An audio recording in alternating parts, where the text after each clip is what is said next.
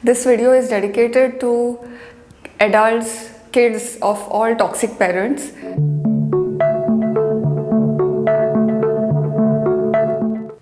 We are living in a society where even speaking about this is a kind of taboo.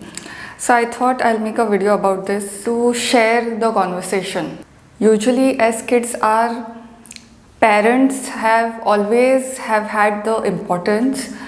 Whatever happens, whatever they do, it is expected of children to have utmost respect and gratitude for parents, which is not a false thing, it is correct. But we also need to understand that at the end of the day, parents are also humans. More and more stories need to come out related to this topic. I thought of sharing my thoughts on this.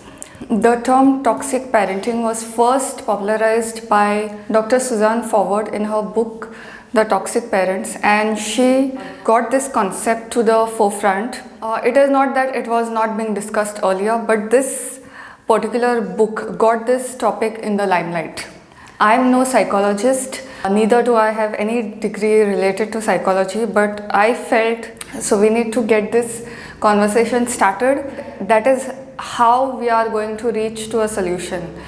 Just by hiding and not speaking about it won't get us to any kind of conclusion.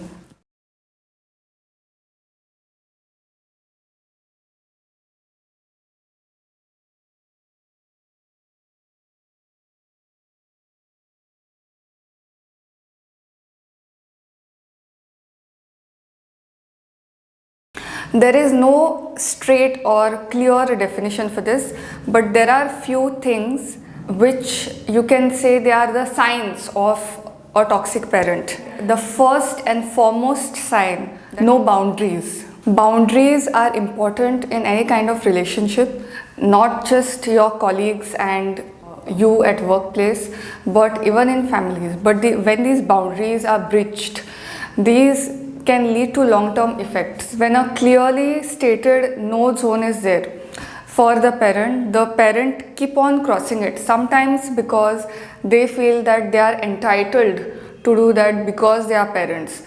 They create unsafe surroundings. Say suppose a child is scared of a particular person or anything, then I think it is the responsibility of the parent to protect the child, at least in the initial phases where the protection is at most required. Otherwise, the child keeps fearing those circumstances and it basically creates an unsafe environment for the child.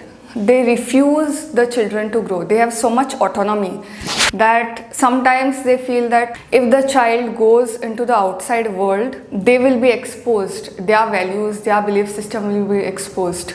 So sometimes I see kids, not just kids, even the adults. For any parent, their child, however adult it is, it would be kid only. So sometimes I find even grown-up adults trying to take permission from their parents. Parents are not so willing to give them permission or anything, as if we are still in kindergarten. Some parents get possessive about their children. This depends on context also, but then at the end of the day, this kind of possessiveness will not help. At times, the parents expect their child to be their parent. They overshare their troubles. They overshare whatever feelings they have.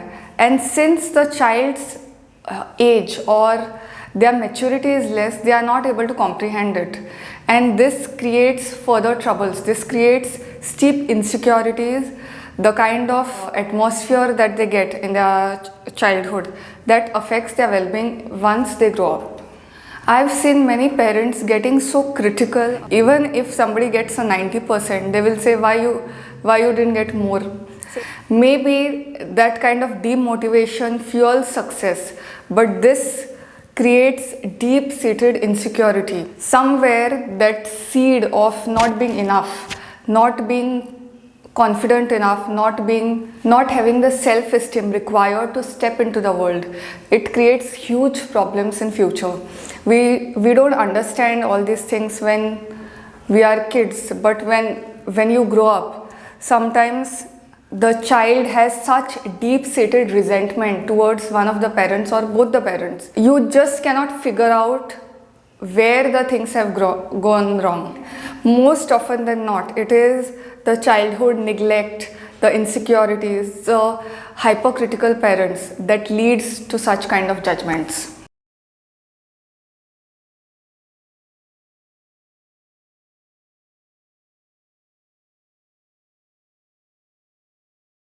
I need to show you something before I share the strategies. Can you see this? I didn't have a very aesthetic looking box, so I got this.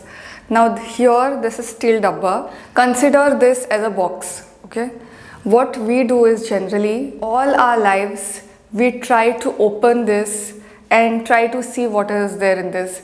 Try to see, like, with the hopes that something good will be there. Try to perceive situation. As kids or even as adults, we do not understand, we don't know the difference between toxic parents and good parents. For us, our parents are parents. So what we do, we always try to open this and try to see what is there inside. But let me share something. If I open this, what is there in this? It's empty. We keep seeking for validation from our parents, from society also. It was never there. What you were searching for was never there, it is not there, and it won't be there. So stop searching for it. That is what I want to say. We get frustrated, we want our parents to like us, to accept us, to accept our flaws. But that validation what you are seeking was never there, and it won't be there. So it is time to accept that you will never get that. We feel hopeless because somewhere that child in us wants us to be accepted. There is that hope that sometime, someday my parents will accept. Whenever we think of parents, we have put them on a pedestal. That means parents are here, child is like that. Whatever parents say, it has to be right, it has to be good. But at the end of the day, they are humans. And it is not your responsibility to change your parents. Why should you take responsibility of changing such well-grown adults? That is not your job. You are not into this world with your own permission. So stop taking the blame and guilt of trying to change your parents. Second is financial independence. Okay. This may look like an unrelated tip, but financial independence is the only way that will help in moving away or putting a clear boundary between you and your parents. Have physical boundaries. If say suppose if you have a toxic parent at home and you are in a position to find work somewhere else, then by all means do that. If you are in a position to choose for a course which is away from your home, do that. If the environment is so abusive, do everything in order to set a clear physical boundary. Whatever is not good, we want to fix it. Whatever needs repair, we try to repair it, because everybody should like us. Everyone wants to feel accepted. But not everything needs to be fixed. You can just step away from that toxic atmosphere. Not everything should be fixed by you. Not everything should be fixed by anybody for that matter. If you are not in a position to have a clear physical boundary, you are the judge of your situation. So having something like enrolling in courses, enrolling in extracurricular activity which will reduce the contact time between you and your parents. At the end of the day, your situation only you can assess, so you will have to take the decision accordingly. If you are a well-grown adult and still whenever you see one of your parent or both the parent, you get these triggers and you get angry or resentment, therapy, seek psychological counseling. Because what happens, we think our feeling is this, but you may never know the feeling may be, the trigger may be something else. So these triggers need to get resolved. How much ever meditation or how much ever wellness exercises you can do, understanding the root cause of the situation is important. From where this frustration is coming and from where this kind of resentment stems, because it is going to affect your work life, it is going to affect all your other spheres. From where this is stemming and how you can help it, that therapy teaches, okay, that psychological counseling does. They will point out your triggers to the extent that you will think like, Arey, I was doing this because of this, I didn't know only. These kind of revelations you will get in therapy. So I highly urge you to seek therapy, even if one session, that is sufficient. You go for one session and you will understand for yourself what I'm trying to say. I just want a conversation to start around this topic, to treat everyone as humans, to treat parents also as humans, and take active steps regarding this. Not just, it's very easy for other people. Respect your parents. Parents are above everyone else. That is fine. But your situation, only you know. Your kind of trauma that you have undergone, that only you understand.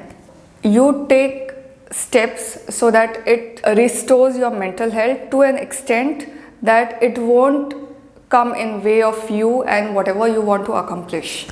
Because this is like volcano. If it's not treated, it will burst out. So it's best to take active steps and not be ignorant about it.